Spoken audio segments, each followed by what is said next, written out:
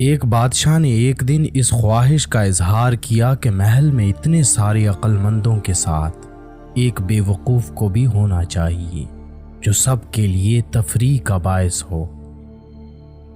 چنانچہ بڑی کوششوں کے بعد ایک بے وقوف کا انتخاب ہوا اور اس کے لیے ایک خاص قسم کا تاج بنوایا گیا۔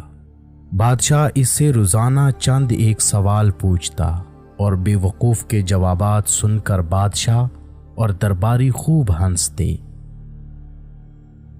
وقت گزرتا گیا اور ایک دن بادشاہ سخت بیمار ہو گیا، یہاں تک کہ طبیبوں نے جواب دے دیا۔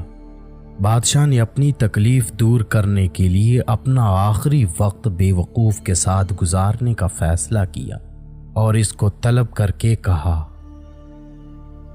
کہ آج تم سوال کرو، میں جواب دیتا ہوں۔ بے وقوف نے سوال کیا کہ آپ اپنی موت کے بعد کہاں تشریف لے جائیں گے؟ بادشاہ نے جواب دیا، اپنے مالک کے پاس۔ بے وقوف نے اگلا سوال کیا، آپ وہاں کتنے دن رہیں گے؟ بادشاہ نے جواب دیا، ہمیشہ ہمیشہ کے لیے۔ بے وقوف نے پوچھا، پھر تو آپ نے وہاں اپنے آرام و قیام کا انتظام کیا ہوگا۔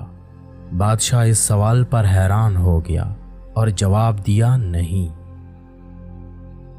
بے وقوف نے اپنے سر سے بے وقوفی کے تاج کو اتار کر بادشاہ کے سر پر رکھتے ہوئے کہا، گستاخی معاف، میرے سے زیادہ آپ اس تاج کے حقدار ہیں۔